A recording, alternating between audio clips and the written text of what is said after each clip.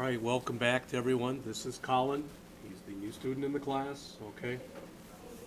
Let's see, I'll tell you real quick, so there's no quiz afterwards. That's Dominic, Tiffany, Valerie, Brady, Amin, Ethan, Drew, Ivy, and back there is Evan.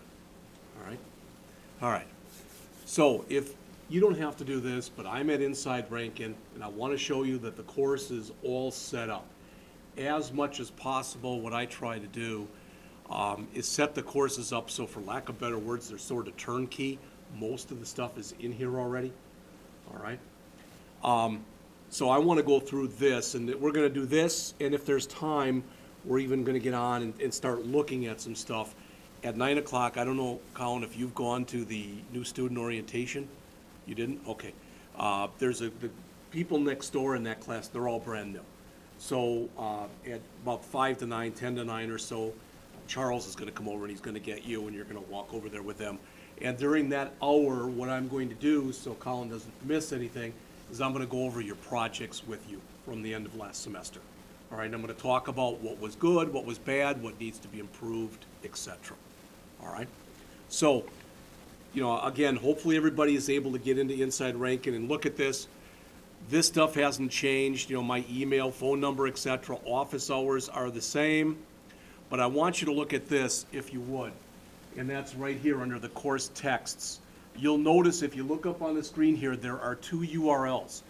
This first URL that's right here, it says Dell Graphics, Delmar Learning, etc. What this is the author has actually prepared videos, her own videos, for her book. So if you don't like mine, you can always go back and watch hers. I haven't watched any of them, so I'm not going to say they're good, they're bad, or whatever. Her voice seems pleasant enough. I listened to like the first 5 seconds of one of them when I opened it up. All right, but it's... Hi, this is Joyce Farrell. Let's take a look at Patrick. Okay. So again, if you're interested in that, because, again, you know that everyone learns in different ways. If that helps you, great. One thing I do want you to do, everybody, by the end of class today, because I forgot to bring my own flash drive in. I got a flash drive for you at home too. But go to the Student Companion website, go to that hyperlink, and that brings you to the student resources. You're going to want to go to the student downloads, and where is it? Where's it? Data sets. Yeah, the data sets. I'm sorry. You're going to want to go to data sets, and you're going to want to download the student data files. All right, that has what you're going to need to do at the end of each chapter. There are debugging exercises and some other stuff. We're going to be doing all the exercises at the end of each chapter. That's the bad news. The good news is the first thing they have in there is 20 review questions. I'm going to give you those for every chapter. When I say I'm going to give you those, I'm going to go over them at the end of each chapter. Does that make sense? So since I'm giving you those, you won't have to turn them in. All right? But like I said, please do this and go and grab that if you would by the end of class or by the time you come in tomorrow, whatever. All right, I'm not going to read this. This is the course description. It's right out of the book. There is a mistake in here. I already see it. It says this course focuses on using the ASP, and that should not be there. For whatever reason, it's there, though. So I'll have to fix that. It's the C programming language. What I did was... Evan Gudmested, who teaches in St. Louis, the class that we're doing this semester and the class that we're doing next semester, he combines those into one class. So you're getting a lot more C# than the people in St. Louis are getting. You're getting a lot more ASP.NET than the students there are getting. All right? And there's other stuff, but we'll talk about it as we go on. Here are, and boy, this is all, I should have done a better job on this. But when we look here, this is what I want to show you.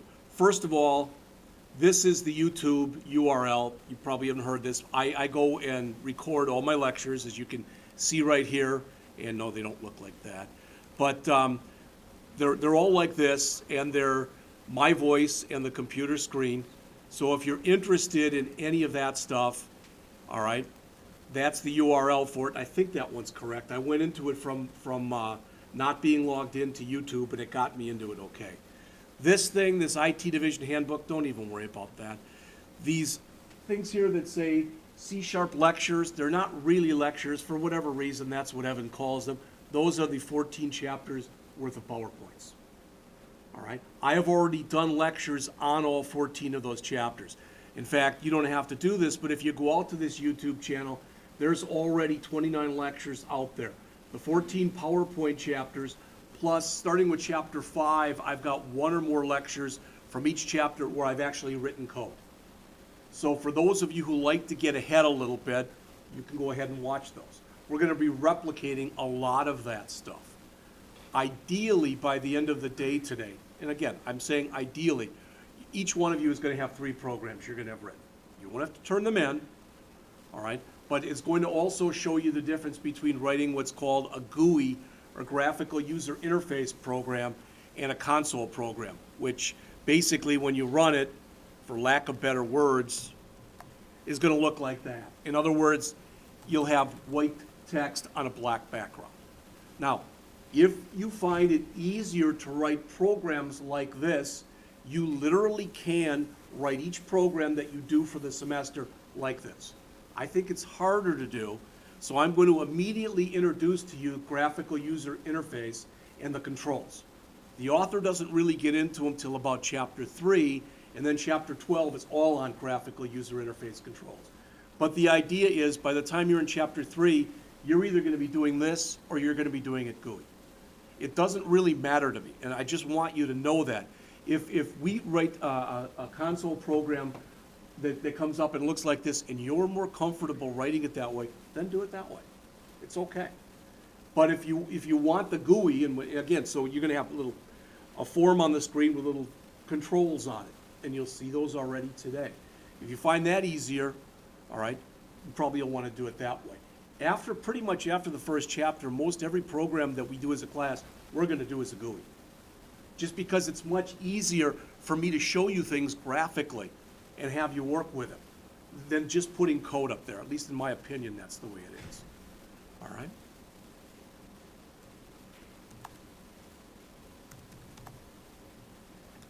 Okay, the grading info, basically what this is it's just the 93 and up is an A, etc. So if you need to see that grade scale, but I can bring it up here. So if you do want to see it, I went back and rewrote what was there because what he had, there's some stuff that didn't apply here. All right. Now, you'll notice it says theory, hands-on tests, 75%, just like last semester. Homework, etc., 20%, just like last semester. The final, there is no final. The final is, I'm going to want you to upgrade your portfolio. Since you haven't done a portfolio, I'll go through with you exactly what you have to do a portfolio. And I'm sure the people here will be glad to give you some pointers as well. Now, one thing, I do want people to understand this. I went back and double checked because I wanted to make sure I didn't screw any of this up. Technically, at this institution, if you get a 92.5 or above, it gets rounded up to 93. Since they don't give minus grades here, just plus grades, all right, there is no A minus. So if you would be 92.5 and up is technically an A. And really the way that the program is written for the school, it's supposed to change that for you. You should be able to go in and look from last semester and go into your rank and account and see exactly what your percentage was. All right? All right, so that's enough of that. Let's look at the syllabus, all right? So again, you've got the syllabus. You see the link to it that's on Inside Rankin. It's 19 pages long, so of course I'm not going to go over all of it. But let's just go over the important stuff, so to speak. All right, this course number is AWD, Application Web Development, 1100 L, because technically it's a lab course. I don't know what the 31 means. All right, it was funny. I went to St. Louis twice during the break, and I talked with Evan, and he's like, programming and fundamental C#, that is really a stupid ass name. And he goes, oh, wait a minute, I named it. That's what he said. So really the class is just C# programming. Yes, sir. Are you Mr. Paul J. now? He's right next door. Thank you. Sure. But really the course is C# programming. That's what it should have been called. It isn't. I don't know if they'll change it. I have no idea. It's not really that important. Okay, we meet every day, 8:05 to 11:55, and I will tell you, I got a talking to at the end of the semester, so let's talk about what I got the talking to about. All right, first of all, they don't want you to leave till 11:55. I know you've been all packing up at 11:50, and you've typically been out of here by 11:51. They don't want that. Said there's too much noise in the hall, and there are some classes that actually go until 11:55. So that's when they want you to leave. All right? So I will try to adhere to the same standard. That's the first thing. Second thing, and I know it can be a hardship for some of you getting here at 8:05, especially, you know, people who are driving here from Chesterfield or O'Fallon or whatever, that if you you get in a bad pocket of traffic, I get all that. Last semester, what I did when you were tardy, I just marked you tardy, okay? The point is, 3 tardies equals 1 absence, and I didn't do that last semester. I've been told I better do that this semester. So if you miss 3 times, if you're tardy 3 times, and tardy here is considered, I give you typically a grace period till about 5 minutes. But if it's 8:10 or between 8:10 and 8:30, all right, then you're basically tardy. If you come in after 8:30, even if you're here, you're marked as an unexcused absence. All right? Again, those aren't my rules, those are Rankin rules. If you leave, since we end at 11:55, if you leave at any time between 11:25 and about 11:50, whatever, that's also considered a tardy. All right? I just want you to understand, again, those are the Rankin rules. All right? We meet in here. There's my information. If you don't know it, and some of you met with me already, in fact, everyone in here, other than you, we met last semester. We had those meetings in that conference room. Right across from the conference room, literally, if you just look the other way, that's where my offices are. All right, so if you ever have a question or if you ever need to see me before or after class, I get here early. I get here early because I like to leave early. All right, so literally, I'm usually in this room at 5:15 in the morning. So if you ever, not that you'd want to be in here then, but if you ever do get in here early, Dominic usually takes advantage of it, and he's usually here by 7:30. You're welcome to come in. And the first thing I do when I come in here is I open this set of doors and the ones next door. All right. I already showed you, and again, if you haven't seen it, this is the book. If you don't have the book, please try to get it as soon as possible. All right. They told me, well, if they don't have it, make sure you put hard copy or an electronic copy of the first 2 chapters out there. For the life of me, I can't figure out how to get an electronic copy of anything from this book. All right. I've tried, but I haven't been able to find it. We're literally, just so you know, we're going to go through this book fairly quickly. I don't want to scare you, but I want to be honest with you. By the break, after 9 weeks, we're done with this book. Because I've talked to Evan about it, and I was surprised because when I told him what I wanted to do, I thought maybe he'd say, I don't think so. But he was like, wow, cool. So what we're doing is after break, we're going to go into databases. We're going to do databases for the second half of this course. All right? And you're going to learn 2 relational database management systems. We're going to first learn MySQL, and we're going to work on that a little bit. And then when we get done, we're going to learn SQL Server, which is the relational database management system of Microsoft. And we're going to write at least 2 programs, and we'll write them as a class that are going to be using C# and databases. The reason that that's important, it's important to tell you that, is there's no database in your book. They stop at files. But I thought it was important to go over database stuff. The other thing that's going to do is it's going to set us up really well in fall for the ASP.NET class. All right, so we'll be able to, you'll already have an understanding of databases come fall. All right. So again, that's the book. I don't know why he says this because I've never seen it. Everyone I've ever seen is, it says Microsoft Visual C# 2015. All right, not 14. All right. So again, just a description of the course, a description of our outcomes. All right. The Rankin Technical College Handbook. Again, many of you have heard this shtick. You fortunately or unfortunately get to hear it this morning. But the rules of the school, such things as, okay, technically, and you'll hear about this today, if you were to walk in like you are right now, and there's nothing wrong with the way you look, except technically if you sit in the classroom and if you've got a coat on, it has to say Rankin on it. That goes for me too. All right. So, and again, you've all heard this.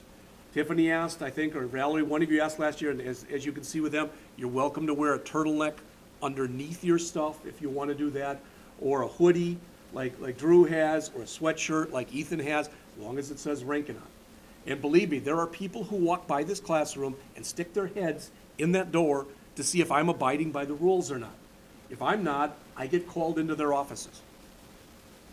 It happened once last semester. All right, one of you, I think, had white socks on, and I got called in, and not yelled at, but just told, hey, that's not the Rankin way. I mean, and this is how quirky they are. If you come in here, I don't do this, but I'm supposed to does Amin have a belt on? And if you don't have a belt on, I'm supposed to send you home. You can't wear white socks. No. Nope. Nope. Nope. And the big thing here is, I worked for over 25 years, or about 25 years at another technical college. They had no dress code, no anything. And I was telling the class last year, people, women would come in braless. Many of them where you would have nightmares. But guys would come in with holes and everything. They just don't want that here. All right. And part of the, you get 2 grades for each class. One does not show on your transcript, but it's what's called a WEG. It's a work ethic grade. All right. And it's interesting because the day I actually left a day early for break. A day earlier than the other instructors. I had permission to do that because I'd worked some extra hours. When I did not put in final work ethic grades. I didn't know we were supposed to because no one ever told me. So they were really worried and trying to get a hold of me, and they finally did get a hold of me back when I was back in Illinois, and I put in the work ethic grades. For the work ethic grades, they had A, B, C, etc., so I put them all in. I got back last week. The first thing Charles said to me was, you screwed up your work ethic grades, they're all wrong. And what I didn't realize is technically the way that the work ethic grades are set up is the ones that are most important are EE, which means exceeds expectations. I think it's MEE, which is meets something expectations. And then the other one that's real big is DNM, which means does not meet. All right? Everybody in here got either an EE or an MEE. There was no problem with anything like that. But I had to go in and manually on a piece of paper make changes for each one of you, where I changed your grade to one of these. Because the computer wouldn't take it, even though what the computer showed me was ABC, it still doesn't take that grade into their system. So, all right. We already talked about a little bit about this, but with attendance, again, we meet 5 times. You are allowed a maximum of 6 absences. All right. After the 4th absence, and some of you found out about this last semester, but after the 4th absence, I have to meet with you and fill out a piece of paper that literally you sign, and I give you a copy and I keep a copy that just says you missed 4 times and you know that you missed 4 times. When you miss the 5th time, you meet with Mr. Corrigan, who is the teacher in the Network Specialist program and is the program coordinator, and you do the same thing. You sign the same piece of paper, all right, and he keeps a copy. If you miss a 6th time, you meet with Shannon Bruggeman. Most of you know Shannon. You're going to meet her today because she's one of the people who will be talking at the new student orientation, and the same kind of thing. Once you miss the 7th time, I'm supposed to kick you out of the class. Now, that's a little bit harsh, so let's assume that Amin gets real sick, and he's let me know, and he's been a good student. I've never had any problems with him. But he says, I'm contagious. I can't be here for 2 weeks. Well, technically, he misses more than 6 times, but he can appeal that. And if I basically tell him, yeah, it's okay, they'll let him stay in the class. Technically, they don't want him to miss anymore, but to do that, you have to literally go down to St. Louis. And you have to go down to what's called the ARB, which is also known as, ADRB, Academic Disciplinary Review Board. And you have to fight your case. All right. All right. Excused absences, a couple of you had this. I was a little chastised by some of my superiors because they believe that there's only 2 times you get an excused absence. All right, and that is if you're either interviewing for a job in IT and you can prove it, or you're going to a job fair for IT and you can prove it. All right, don't mean to hold her up here, but Tiffany last semester had her kids, I think both kids, were sick, And she was in the, the ER room or whatever, immediate care or whatever with them, and she showed me the note. I could consider that an excused absence, all right? But not, that's why it says it's up to the discretion of the instructor, all right? Academic honesty, you're expected not to cheat. You know this already. Just so you know, you get, I think people would tell you, you get a lot of lab time in here, all right?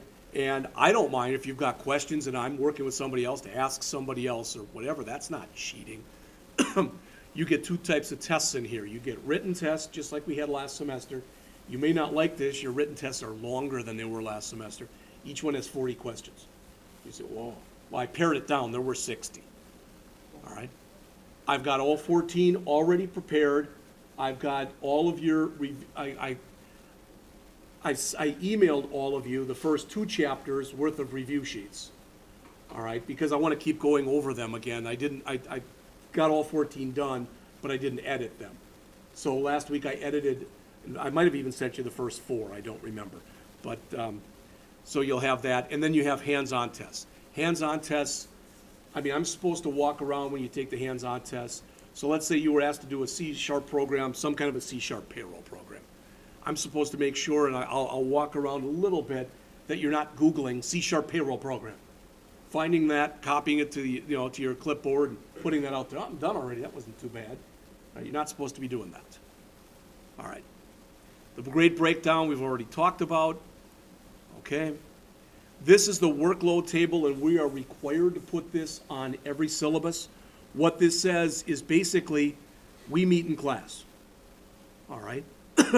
And for that meeting time during class, about 30 hours is supposed to be lecture and discussion, about 30 hours are supposed to be exams, 260 hours are supposed to be working on projects.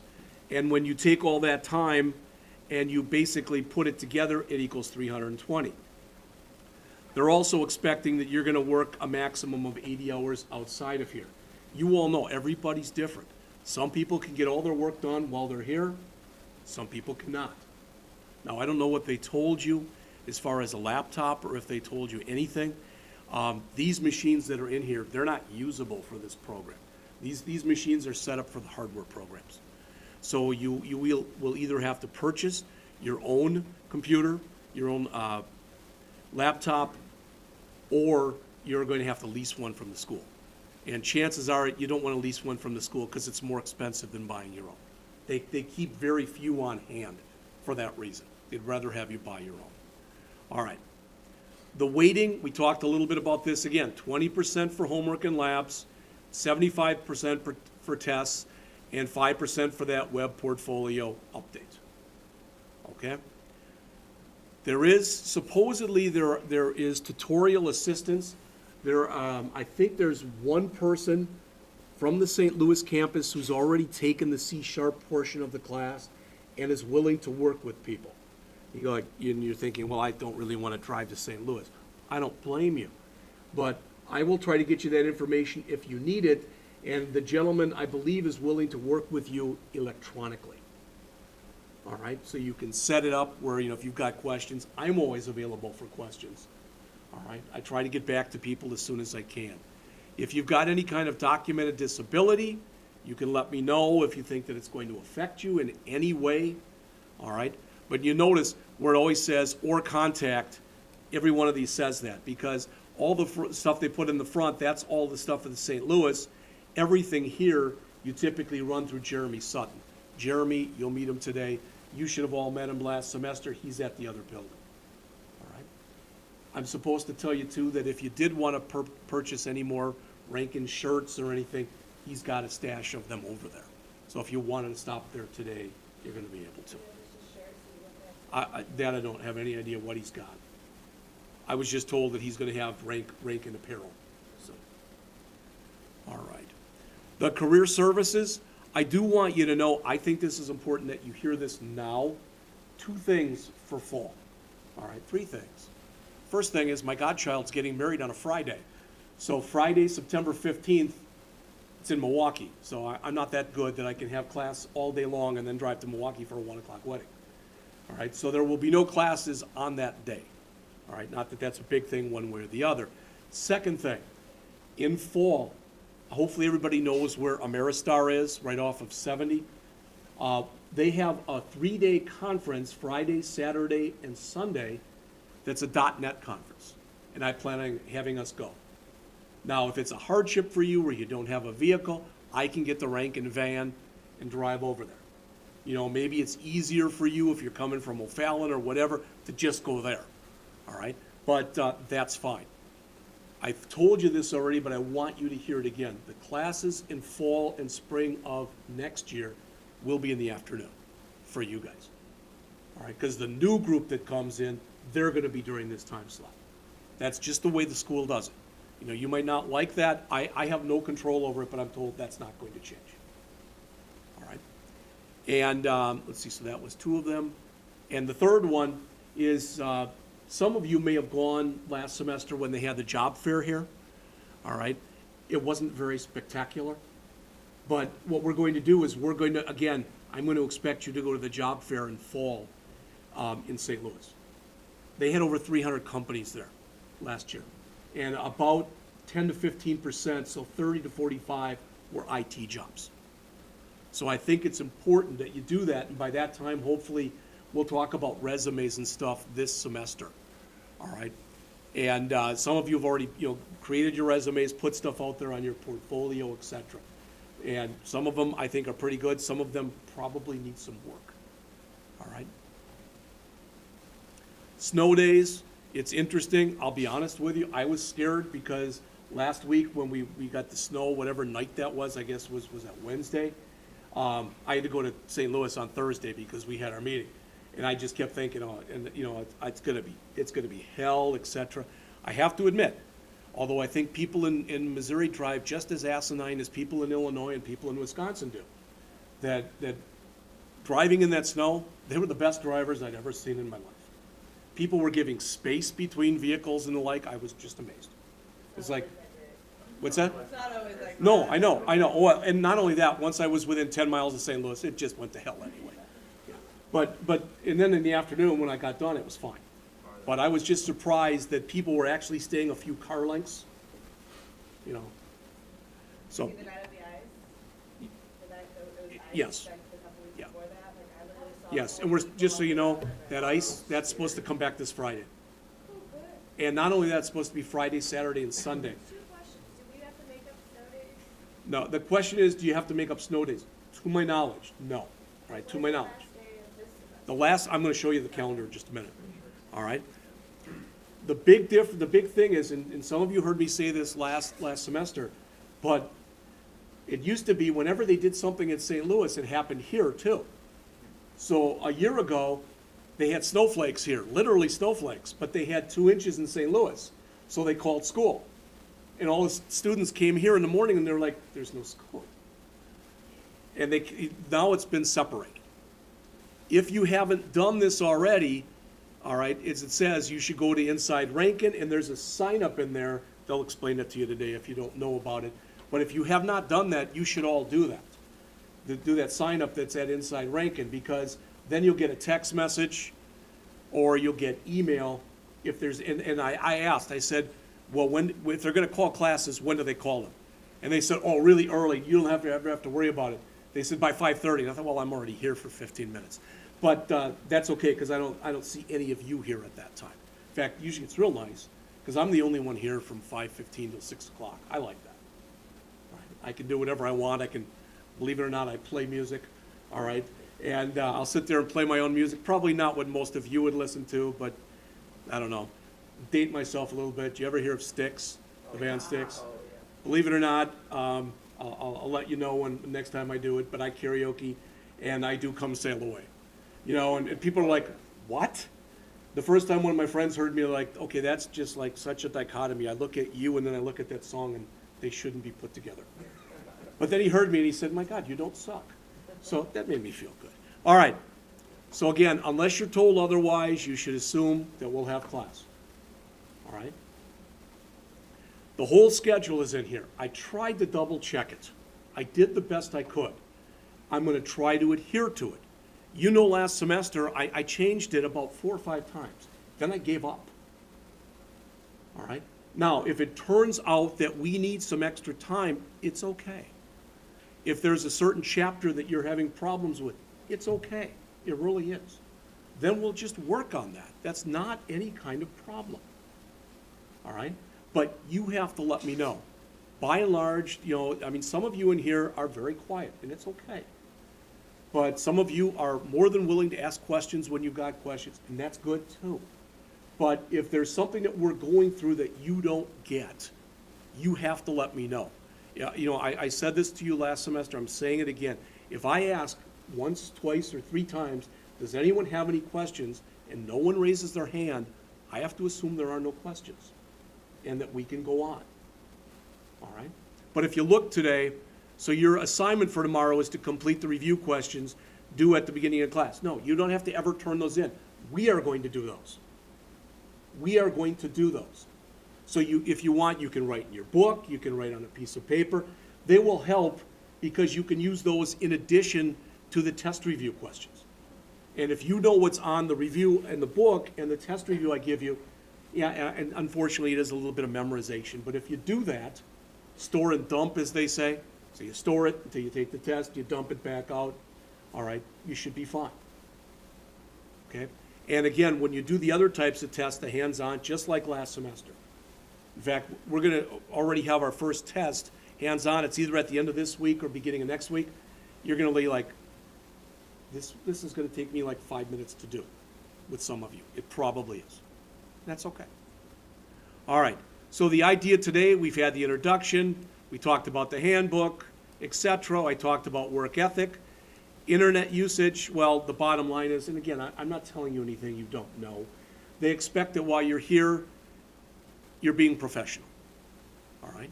And I'll tell you this, you might laugh or think I'm making it up. I'm not. At the school I used to work at, 4 different times they caught the same student downloading porn.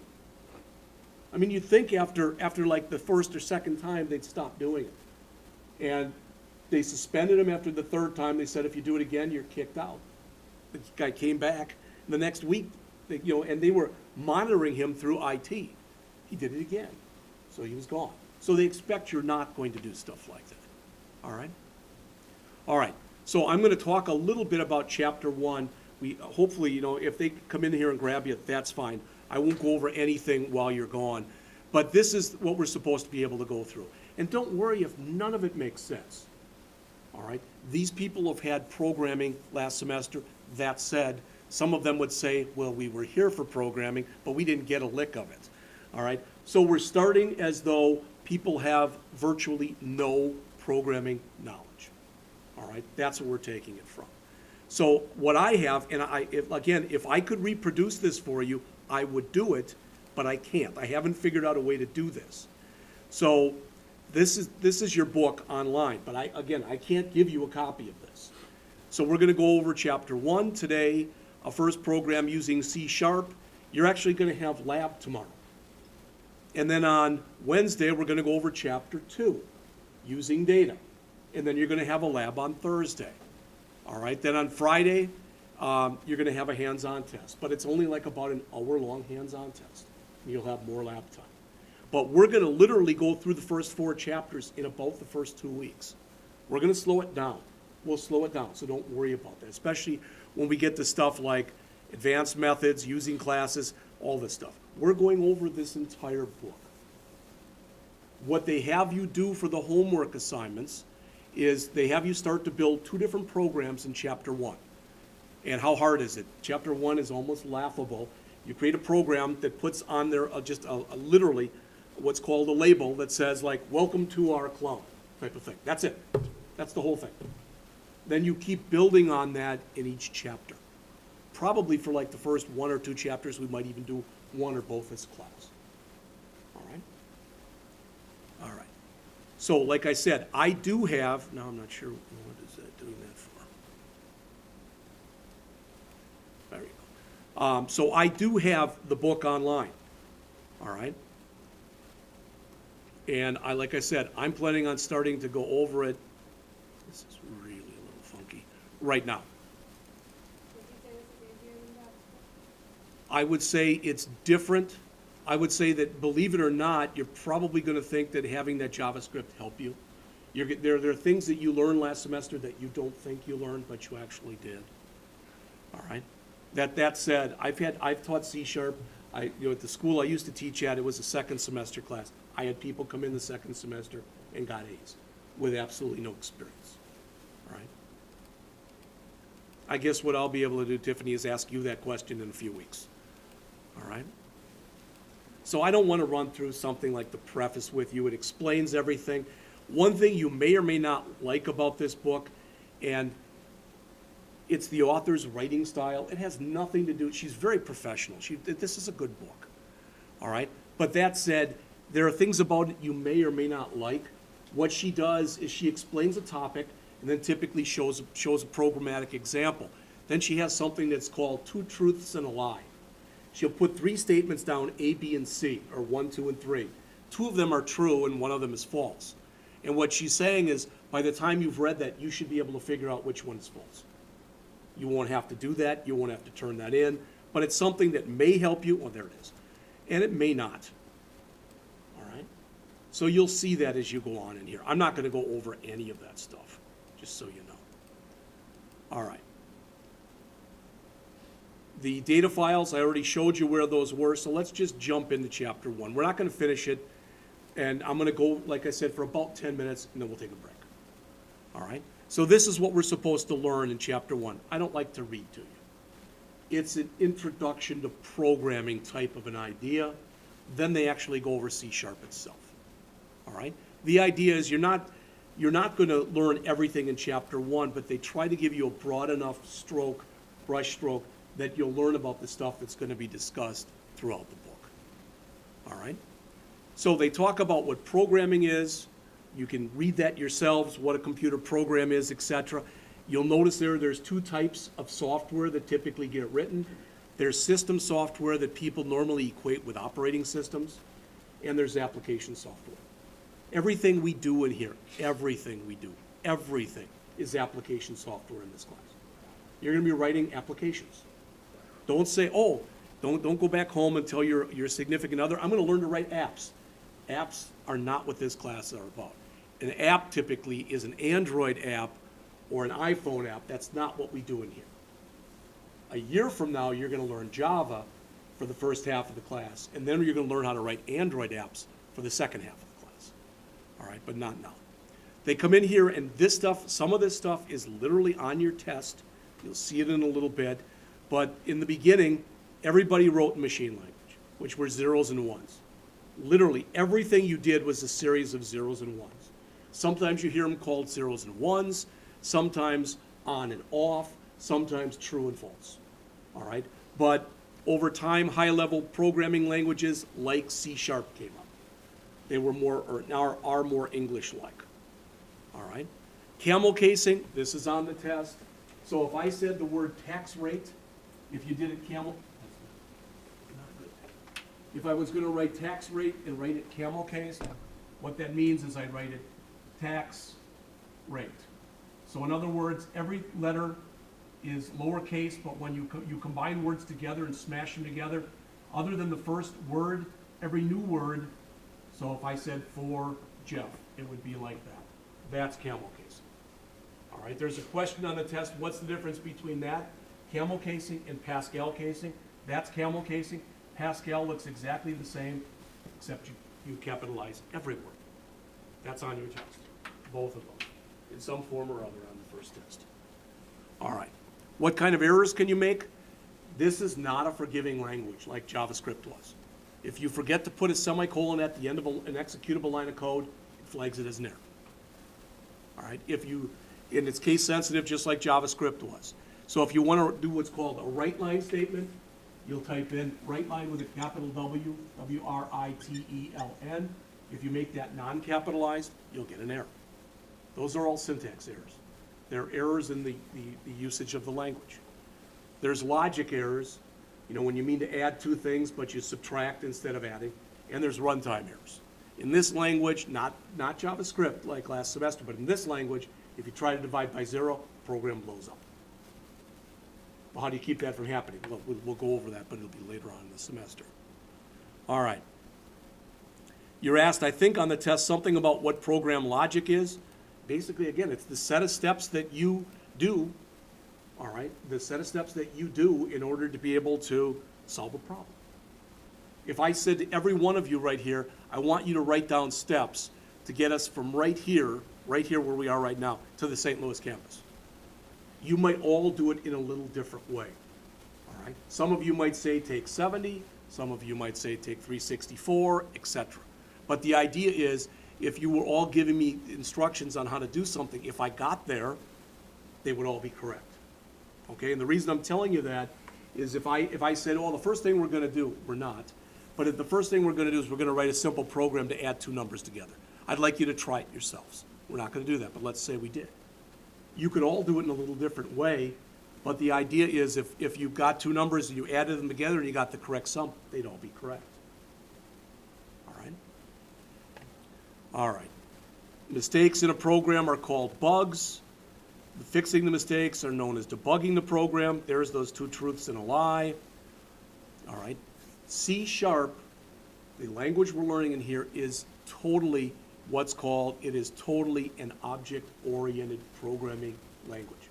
It's not, if you remember that, we had one chapter on object-oriented JavaScript, but we did almost nothing with object orientation. Everything you do in here is object-oriented. Now, before you say, well, geez, it's going to be a lot harder than, what is nice about this, especially if you use the GUI programs, it writes a lot of the code for you. All right, so you'll probably, my guess is at least, that it'll be much easier to do it that way, especially when you start. All right? And it's, they talk about procedural programming and object-oriented programming. I don't like the way she writes this. It's all correct. But what we're going to be doing in C# is we're going to be writing object-oriented programs, but we're going to be writing them, by and large, procedurally. So it's not like they're two different things. All right, so we'll be using a lot of both. All right. After the break, you're going to see, not after the break, after 10 o'clock, you're going to see how to create variables, what variables are. Okay, variables are basically things that you put into a program. Identifiers are anything you create. And I mentioned that thing before with tax rate, etc. That would be an identifier. You're going to learn what all that stuff is as we go on. All right. In this language, we don't use the word function. Since it's an object-oriented programming language, we use the word method. All right, so whenever you hear method, just think function. And really, what's the difference? A function, all right, is typically associated with non-object-oriented code, whereas a method is a function in an object-oriented program. So it's inside of a class. And if that confused you, you're going to hear about it all semester. I already talked to you about the Pascal and the uppercasing. Okay? If you want to be able to have your function do something for you, you have to call or invoke it. She does a real good job in here of showing you how you would set things up. So if we were to create our own class called paycheck, okay, so this is called the UML diagram here. Don't worry about it, you'll never be tested on this. But that's the name of the class. These are your variables, these are your methods. So a paycheck class would have a payee, an hours worked, and a gross pay. Variables. You notice those two are both camel-cased. All right, it would have three methods. Calculate amount, write check, cash check. They're all camel-cased. You know their methods because they have parentheses after them. All right, so this is all stuff, those of you who were here last semester, you've at least seen that before. Okay? All right. The idea, what they talk about, what is an object-oriented approach, the big thing in there when you use object orientation is what's called code reuse. That's a great thing, and it's a terrible thing. It's a great thing because if you write your code the right way, you can reuse it over and over again. That's good. You can literally create what are called code libraries. You know, when you think about it, going to a library and taking out books, well, your libraries are filled with your own methods, functions, etc. You can use them in any program you want to. That's the good news. The bad news with code reuse is management thinks, oh, that means we don't need 300 programmers, we only need 10. All right? So like I said, it's both a good and a bad. All right, they talk about some of the things you can use object-oriented programs for. You can use them for anything. The big difference, just so you know, those of you who were in the class last semester, that you're gonna see is this is not a forgiving language. You make a mistake, you're going to be told immediately that you made a mistake. All right? Okay, go ahead. And so what we're gonna do is let's take a break. It's 8:54. Let's come back. We'll take a healthy break. Let's come back at 10 after 9. All right? And then I'm gonna spend 50 minutes going over and talking with you about the portfolios.